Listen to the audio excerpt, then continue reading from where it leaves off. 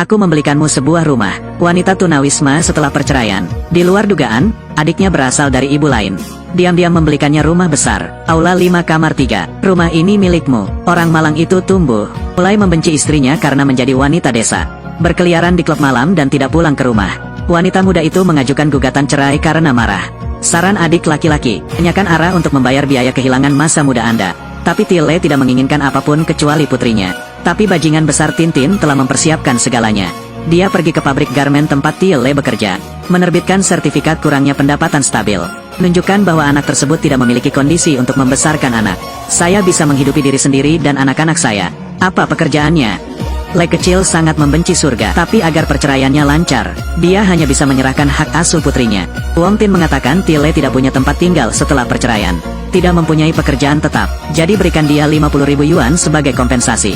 Ini konyol, pikir tahun itu. Huang Tin berlutut dan memohon kepada ayahnya untuk menikahi putrinya. Sekarang dia punya jutaan, hanya bersedia memberi budak itu 50.000 yuan. Namun pemuda itu memberikan uang tersebut kepada karyawan tersebut. Dikatakan untuk mendanai kantor. Saya bisa lebih dari sekedar menghidupi diri saya sendiri. Lebih lagi, akan hidup lebih baik. Setelah perceraian, dia segera membeli rumah untuk ibunya. Di distrik yang sama, juga membeli rumah untuk pacar baruku Duong Yen. Nyonya Tris sangat gembira saat melihat menantu barunya naik ke atas. Lihat pantatnya yang besar. Bu, menurutmu kenapa pantat orang begitu besar? Hei, pantat besar bisa melahirkan anak laki-laki. Tile tidak punya tujuan lain setelah perceraiannya. Harus kembali ke rumah ibunya dan masuk ke kamar yang sama dengan saudara perempuannya. Adikku membawa temannya untuk bermain di rumahnya. Karena malu, Le kecil berbalik untuk membaca buku di bawah lampu jalan. Kakakmu melihatmu keluar dan sangat marah saat melihatnya. Jika Anda melakukan ini, itu akan membuat Anda sangat tidak sedap dipandang. Agar tetangga dapat melihatnya, menurutku itu jelas bukan putri kandungku. Sayang sekali. Padahal sang ibu tiri sudah menganggap anak itu seperti anaknya sendiri. Namun saudara tirinya berpikir, aturan kecil itu terlalu munafik. Membuatku terlihat sangat menyedihkan. Saya baru saja mencapai langkah ini hari ini. Dan menyenangkan tinggal di bawah pagar. Apalagi wanita yang kembali ke rumah ibunya setelah ditinggalkan suaminya. Rasakan lebih dalam. Tapi keesokan harinya, saudara tiri Tiao membawa adiknya ke sebuah gedung. Di depan pintu, dia mengeluarkan satu set kunci dan memberikannya kepada Le kecil. Aula 5, kamar 3, rumah ini sekarang milikmu. Apa yang kamu katakan? Aku membelikanmu sebuah rumah. Kamu gila, aku tidak bisa menerimanya. Baik kamu maupun Mai Kuyen tidak ada di rumah. Untuk diterima oleh adikku, Xiao Ao sengaja mengatakan bahwa rumah itu dipinjamkan padanya. Jika nanti Anda membutuhkannya, Anda dapat mengembalikannya. Le kecil mengira rumah ibunya benar-benar tidak bisa ditinggali lagi. Menerima keinginan adiknya, Tiao memperkenalkan adiknya kepada teman baiknya Ton Han. Ton Han menyesali Tile yang begitu muda dan cantik. Bahkan secara belak-belakan mengatakan bahwa selera Huang Tin terlalu buruk. Tinggalkan istri yang baik, menemukan pelacur yang brilian. Bias itu idiot. Untuk melarikan diri dari masa lalu, Tile mengundurkan diri dari pabrik garmen tempatnya bekerja selama lebih dari 10 tahun. Ia bertanya padanya apa yang dia rencanakan di masa depan. Mengemudikan taksi. Tile lulus dari universitas dan merupakan perancang busana. Ia takut supir taksi itu kehilangan muka. Namun anak kecil itu sudah kehabisan akal. Yang bisa dilakukan saat ini hanyalah bertahan hidup. Ayah, aku masih ingin menjadi perancang busana. Tapi langkah pertama, saya harus menghidupi diri saya sendiri. Tile meminta bantuan ayahnya untuk meminjam 50.000 yuan untuk membeli mobil. Menjadi ayah dari anggota partai veteran agak sulit. Tapi karena perempuan rela menanggung segala konsekuensinya. Sejak saat itu, Le kecil memulai hidup baru. Setahun kemudian, Huang Tin bertanya kepada Tiao tentang situasi terkini Tile. Tiao berkata adiknya, Giang, merawatnya. Jika mereka menelepon rumahnya, mereka tidak perlu khawatir. Saya sering bermimpi bertemu dengan seorang wanita muda. Namun hanya mereka yang telah pergi yang mengingatnya. Tintin mengeluarkan buku tabungan sebesar 50.000 yuan. Minta Tiao untuk pindah ke Tile. Namun Tiao langsung menolak. Dia tidak akan mengambil uang dari siapapun. Selamat tinggal. Nyonya Trio mendesak Tintin untuk melahirkan seorang putra bersama Tang Yen. Tetapi petunjuk surgawi mengatakan bahwa meskipun dia melahirkan seorang putra, dia tidak akan menikahinya, karena dia takut Tang Yen akan memperlakukan putrinya dengan buruk. Dia berbeda dari wanita muda itu. Lebih bermanfaat. Hari ini, aku memandang ke arah langit untuk menyambut sarang burung yang mabuk. Naik taksi di depan klub malam. Secara kebetulan, taksi itu milik wanita muda itu. Tile memandang mantan suami dan pacarnya melalui kaca spion. Tampilan intim itu, kesedihan dan kebencian tidak bisa diungkapkan dengan kata-kata. Hidup itu kejam. Budak kecil itu harus menanggung beban membawa mereka pergi. Dari anak miskin menjadi anak kaya. Namun pada akhirnya, biarkan wanita lain menikmati kebahagiaannya. Tile pergi ke warung pada malam hari untuk minum sebotol anggur kental. Minumlah segelas anggur, semua keluhan dan kebencian keluar. Saya ingin mati. Keesokan harinya, Tile mengemudikan mobilnya. Secara tidak sengaja menabrak seorang pria yang sedang bersepeda. Pria itu berdiri dan berkata oke. Namun Tile bersikeras membawanya ke rumah sakit untuk pemeriksaan. Setelah diperiksa oleh dokter, semuanya baik-baik saja. Pria baru itu pergi. Tak disangka, istrinya pergi bersama rombongan kerabatnya. Semua tes harus dilakukan di rumah sakit. Tile mengatakan pemeriksaan seluruh tubuh terlalu mahal dan dia tidak mampu membiayainya. Tapi mungkin mengimbangi beberapa biaya nutrisi. Lupa, tinggalkan alamat Anda agar Anda dapat menemukan seseorang nanti jika terjadi sesuatu. Diam. Melihat seorang wanita cantik tanpa jaring. Pergi periksa. CT scan seorang pria menemukan bayangan di tengkoraknya. Dokter memintanya untuk dirawat di rumah sakit untuk observasi. Pembicaraan. Sang istri mendatangi budak itu dengan membawa setumpuk uang kertas. Le kecil lemah dan tidak tahu bagaimana menolaknya. Jadi mudah untuk diperas. Malangan datang terus-menerus. Ayahnya adalah seorang kapten yang jatuh di tengah penerbangan. Terluka parah dan koma di rumah sakit. Ayah masih berpikir sampai dia meninggal. Datang untuk membantu meminjam 50.000 yuan untuk membeli taksi. Tapi sebelum dia selesai berbicara, dia menutup matanya selamanya. Ayah cenderung berduka atas mantan mertuanya. Dia diam-diam memasukkan segepok uang untuk mantan ibu mertuanya. Mengatakan itu agak bijaksana. Keluarkan buku tabungan lainnya. Kata Tile telah menabrak seseorang dan sedang diperas. Ini adalah buku tabungan 50.000 yuan. Tolong berikan padanya. Ibu tiri tidak berani menjadi bos bagi dirinya sendiri dan membiarkan budak kecil itu mengumpulkan uang. Pikirkan lagi, Le kecil kini berada di ujung tanduk. Jadi dia bisa menyalahkanku nanti. Ibu tiri berbohong kepada anak itu. Ini adalah buku tabungan peninggalan ayahnya sebelum meninggal. Tapi Tile sudah menjual taksinya. Jadi tidak perlu lagi menggunakan uang. Aturannya menyatakan bahwa jumlah ini adalah milik bersama suami dan istri. Harus dipelihara oleh ibu tirinya. Aturan kecil, jika bukan karena melakukan apa yang ayahmu inginkan, aku akan lebih memikirkanmu. Aku tidak akan memberimu banyak uang sendirian. Apakah kamu mengerti? Ibu tirinya sengaja mengatakan itu adalah keinginan terakhir ayahnya. Mencoba meyakinkan dia untuk mengambil uang itu. Uang bukan milik orang lain selain Anda. Sekarang saya tidak punya pekerjaan. Mobilnya juga sudah terjual. Anda harus menemukan jalan keluar Anda sendiri. Jumlah uang ini dianggap sebagai modal hidup Anda. Banyak bicara tapi jangan terlalu banyak. Ini adalah ibu tiri terbaik di dunia. Budak itu setuju untuk menyimpan uang itu. Namun ketika ibu tiri membutuhkan uang, dia bisa datang mengambilnya kapan saja. Tile memberikan seluruh uang hasil penjualan mobil tersebut kepada adik Tiao. Ternyata dia sudah mengetahuinya. Sebenarnya ayah tidak membeli mobil itu dengan uang pinjaman. Adik laki-lakilah yang diam-diam membayar uang di belakang punggungnya. Karena gadis kecil itu mengetahui bahwa adiknya memiliki harga diri yang kuat. Tidak mau menerima bantuan, padahal mereka adalah saudara perempuan dari ibu lain. Tapi orang Eropa kecil akan selalu berdiri di balik air mata kecil itu. Diam-diam melindunginya. Tiao menyuruh Tile untuk mendapatkan uangnya kembali dan menggunakannya. Tapi dia menolak apapun yang dia katakan. Adikku tidak punya apa-apa sekarang. Bisakah Anda memberi saya harga diri? Orang yang ditikam oleh seorang wanita muda. Hidup nyaman di rumah sakit setiap hari. Sang suami ingin keluar dari rumah sakit dan istrinya memarahinya hingga muntah darah. Jika Anda tidak mengambil banyak uang darinya sekarang, lalu siapa yang peduli dengan Anda? Mengatakan itu, seorang pria yang marah masuk, mengangkat istrinya dan mulai menanyainya. Dengan satu gerakan, sekelompok saudara menyerbu masuk. Tanpa berkata apa-apa, aku ingin memenggal kaki suamiku. Kakak perempuan tertua sangat ketakutan sehingga dia berkata dia akan segera meninggalkan rumah sakit. Jangan lakukan trik itu lagi. Kamu tinggal di mana? Aku tahu, aku akan datang mengunjungimu. Tile datang berkunjung dengan membawa suplemen nutrisi. Keduanya kehilangan kesombongan masa lalu mereka. Sebaliknya, minta maaf secara diam-diam. Penjahat harus dihancurkan oleh penjahat. Padahal dia adalah orang yang buta huruf. Tapi ada cara untuk menghadapi penjahat. Untuk mendapatkan uang, Tile bergabung dengan organisasi bawah tanah dan mulai membeli dan menjual pakaian bekas. Tapi hanya 2 hari setelah dijual, polisi datang ke pintu. Tak hanya semua pakaiannya disita, juga menangkap seorang budak kecil. Le kecil bahkan tidak tahu bahwa dia telah melanggar hukum. Berpendapat bahwa pakaian-pakaian lama tersebut diimpor. Dan semuanya telah didisinfeksi. Impor dari negara mana? Itu semua sampah. Karena beroperasi tanpa izin adalah pendapatan ilegal. Akan dihukum berat dan didenda 5.000 yuan. Hemat hanya sedikit biaya. Hari itu digunakan untuk membeli pakaian bekas. Di mana uangnya sekarang untuk membayar denda? Sisi ini menghadap ke langit. Dalam sebuah pertemuan, tiba-tiba seorang anggota staf masuk dan berbicara dengan pelan. Hal kecil terjadi, hanya beberapa kata yang membuat hatiku berdebar. Selama perceraian, dia tidak menyukai Tile karena kampung halamannya. Sudah bercerai selama 2 tahun sekarang. Melihat hidupnya tidak sesuai harapan, ia mulai merasa sedih lagi. Karena semua uang saudaraku diinvestasikan di pasar saham. Harus meminta mantan suaminya untuk membantunya membayar denda. Hal ini menyebabkan wanita muda itu sangat merasakan rasa terhina. Tile meminta seseorang mengirim uang ke perusahaan Huang Tin. Tanpa diduga, dia diblokir oleh pacarnya. Tintin melihat pacarnya tidak senang, lalu membuat panggilan telepon. Sumbangkan seluruhnya sebesar 5.000 yuan.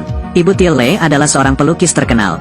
Di era tertentu itu, dipaksa mati oleh ayah Huang Tin. Yeka memegang lipstik yang ditinggalkan ibunya sebelum dia meninggal. Duduk sepanjang malam di depan potret diri ibuku.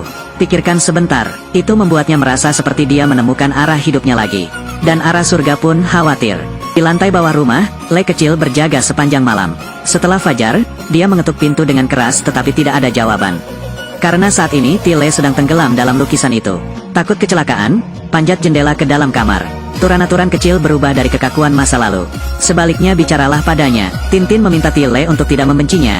Si kecil yang bermalam tampak merasa lega. Dia memutuskan untuk tidak mengeluh atau mengeluh tentang kehidupan. Wanita itu seperti lipstik, datang dalam banyak warna. Sekarang aku tahu warna apa yang kumiliki. Apa warna kamu? Kamu tidak perlu tahu. Tile berpikir dengan hati-hati. Dengan acuh tak acuh menolak perhatian dari arah surgawi. Dan memerintahkannya untuk tidak datang ke rumah itu lagi. Setelah kembali ke rumah, Tang Yan bertanya kepada surga kemana dia pergi tadi malam. Cenderungan berbohong mengenai penanganan pekerjaan di perusahaan. Tapi sarang gula menemukannya sedang pacaran. Beraninya kamu memeriksa keberadaanku. Terus, jelas sekali Tang Yan telah melebih-lebihkan posisinya di jantung surga. Hei, apa yang kamu lakukan? Keluar dari sini. Lukisan Tile sangat diapresiasi oleh banyak senior. Dia memposting resumenya di jalan mencari pekerjaan. Sangat cepat, seseorang dari pabrik garmen datang memintanya mendesain pakaian wanita. Perlahan-lahan, semakin banyak orang datang ke pondok untuk mendesain pakaian. Hari ini, aku menuju ke pintu lagi. Mari kita bicara untuk melihat apa kesulitan Tile. Memang ada kesulitan, tapi itulah tugas saya. Kamu tidak perlu khawatir. Tintin memuji Tile karena terlihat sangat baik akhir-akhir ini. Tile dengan percaya diri mengatakan bahwa wanita pekerja akan sangat cantik. Seorang teman dekat membawakannya surat dari luar negeri. Setelah membaca, dia berkata akan keluar selama beberapa hari. Kemana harus pergi, Dharma? Apa?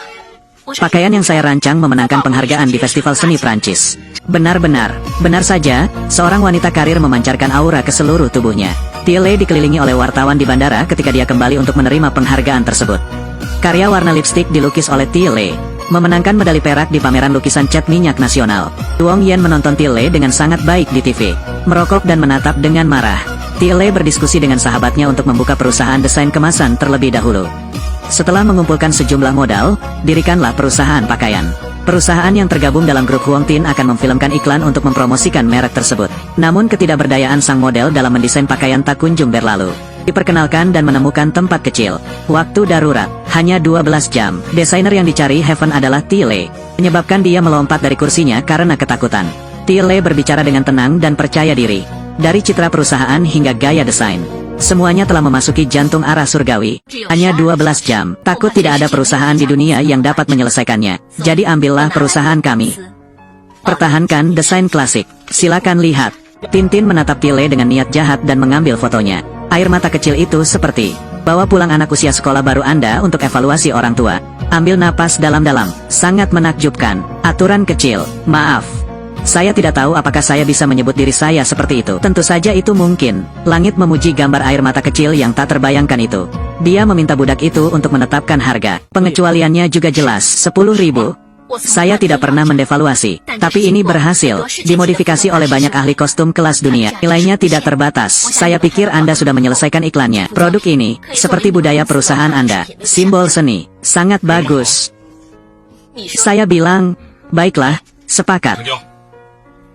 Terima kasih, ya Tuhan. Saat ini, sedikit air mata mengalir di sekujur tubuhku. Meski menghadap ke langit, aku tidak berani menatap matanya. Karena ada panasnya kelahiran kembali dari abu. Dengan jumlah pertama yang diterima, Tile ingin menandatangani kontrak dengan pabrik garmen tempatnya dulu bekerja. Berubah menjadi perusahaan pakaian. Tapi Eropa kecil setelah perhitungan. Butuh modal awal minimal 30.000. Jumlah tabungan dari anak kecil dan teman dekat bertambah. Dan lebih dari 10.000. Suatu hari seorang teman lama tiba-tiba berkunjung. Mengatakan bahwa ada orang asing yang ingin membeli lukisan kecil. Xiaole mengambil lukisan itu dan memenangkannya. Dijual ke luar negeri dengan harga tinggi 25.000. Dengan modal awal, dia akhirnya berhasil memulai perusahaan pakaiannya. Xiao Lei mengundang Ton Han dari Shenzhen. Sebagai manajer umum pemasaran, koleksi lipstik pakaian kelas atas yang dibuat oleh duo ini diakuisisi sepenuhnya oleh perusahaan Hong Kong. Lei kecil menangis karena emosi. Mantan suaminya tiba-tiba masuk dan melihat keduanya bersandar satu sama lain. Tiba-tiba tidak wajar, Huang Tin berkata sekolah putri itu akan mengadakan pertemuan olahraga. Sang putri berharap kedua orang tuanya dapat berpartisipasi. Meski Tie Lei sangat enggan, tapi tetap setuju demi putriku. Duong Yan selalu ingin menikah dengan Huang Tin. Tapi itu adalah prasyarat untuk menikah. Harus memberinya seorang putra, dan Tang Yan diam-diam meminum pil kebon. MS, milion bosan setiap hari di dalam gedung. Jadi saya pergi ke jalan untuk melakukan pekerjaan lama, saya menjual es krim. Tie Lei baru saja menyelesaikan negosiasi bisnis di gedung terdekat. Dia melihat mantan ibu mertuanya menindasnya, benar-benar mengambil inisiatif untuk maju. Lei kecil memanggilnya, terima kasih karena selalu menjaga putrinya. Nyonya Tria dengan sopan memberi Tie Lei 2 es krim. Melihat punggungnya juga terasa sedikit menyesal. Tie Lei mengundang adiknya, Tiao, untuk makan malam di rumah. Mengeluarkan buku tabungan dan memberikannya kepadanya, mengatakan itu untuk membayar kembali uang sewa. Terima kasih untuk tahun-tahun ini. Ternyata Tie Lei tidak punya tempat tinggal setelah perceraiannya. Akulah yang membayarnya untuk membeli rumah ini. Rumah itu awalnya diberikan kepada saudara perempuannya. Jadi si kecil tidak mau uang. Kamu adalah saudara perempuan, tidak bisa mengambil uangku, agar si kecil bisa menerima uang. Tie Lei mengatakan dia berspekulasi di saham. Tentu saja, semakin banyak uang yang Anda miliki, semakin baik. Jadi, tolong ambil uang ini.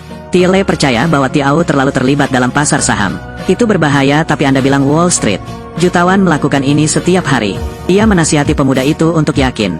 Duong Yan ingin berperan sebagai pemeran utama wanita. Tapi kami harus mensponsori 30.000 untuk sutradara. Tak disangka, Tintin punya aset puluhan juta. Tapi tidak mau membayar. Lalu dikatakan gula sarang burung walet tidak bernilai 300.000. Duong Yan memarahi hati serigala. Juta arah, minggirlah, kembali ke rumah ibunya. Dia memarahi Tang Yan karena menjadi rubah. Baru saja memuji mantan menantu perempuannya Tie Lei atas keterampilannya yang baik. Saat itu saya terlalu ketat padanya. Bu Trio bercerita tentang melihat sedikit air mata saat menjual es krim. Sesumbar bahwa Tie Lei semakin muda. Dia sama sekali tidak terlihat seperti wanita yang sudah menikah. Huang Tin tidak mengerti mengapa ibunya begitu bahagia. Menuju surga. Kamu bisa. Ibu belum menyelesaikan kalimatnya, tapi surga mengerti apa yang dia maksud. Wanita tua ini sangat pintar. Pernah berkata bahwa wanita muda itu harus membujuk putranya untuk bercerai. Sekarang saya melihat Tie Lei telah menjadi wanita kuat yang ingin menikah lagi. Pasar saham tiba-tiba menjadi kacau. Burung camar kecil ketakutan saat melihat layar penuh warna hijau. Dia bersembunyi di kantor budak pada tengah malam. Saya telah kehilangan segalanya, bukan hanya milikku, juga berhutang pada perusahaan Shenzhen. Mereka mengirim orang untuk mengejar uang. Laporkan kejadian tersebut ke polisi. Berapa banyak kerugianmu? 100.000? 100.000. Tiao sendiri masih memiliki tabungan lebih dari 500.000. Jadi saya ingin meminjam 500.000 dari Tie Lei. Tapi uang wanita muda itu dipertaruhkan pada perusahaan. Hanya ada satu cara untuk menghentikannya sama sekali. Ton Han mengatakan jika uang perusahaan ditarik, kemudian perusahaan yang mereka bangun dengan kerja keras, semuanya akan hilang. Namun Eropa adalah masa yang paling sulit, memberinya kehangatan seorang ayah. Oleh karena itu, anak kecil tidak akan pernah menyerah terhadap adiknya. Aku harus menyelamatkan saudaraku, padahal itu karena dia kehilangan keluarganya. Saya tidak ragu-ragu, tapi Ton Han terus-menerus menanyainya. Apakah kamu sudah memikirkannya matang-matang? Begitu uangnya diambil, perusahaan akan bangkrut. Pabrik akan tutup, pekerja akan dipecat. Menyimpulkan bahwa dalam beberapa hari, Tie Lei pasti akan menyesalinya. Tie Lei ragu-ragu setelah mendengarkan. Dia membuatku berpikir. Lei kecil berbalik dan memberitahu adik laki-lakinya bahwa dia tidak punya 500.000. Tiao tidak marah setelah mendengar ini. Saya hanya bisa segera mengambil tas saya dan melarikan diri. Adik perempuannya marah dan memarahi anak kecil yang tidak tahu berterima kasih itu. Putirinya menganggap Lei kecil seperti anaknya sendiri. Juga menangis di dalam. Adik perempuannya menyuruh Tie Lei untuk segera meminta uang kepada mantan saudara iparnya, Huang Tin. Saya tidak dapat menemukan arah. Tie Truong, bahkan di masa-masa tersulitnya, dia tidak menanyakannya. Hanya untuk harga diri Anda. Apakah Anda ingin saya masuk penjara?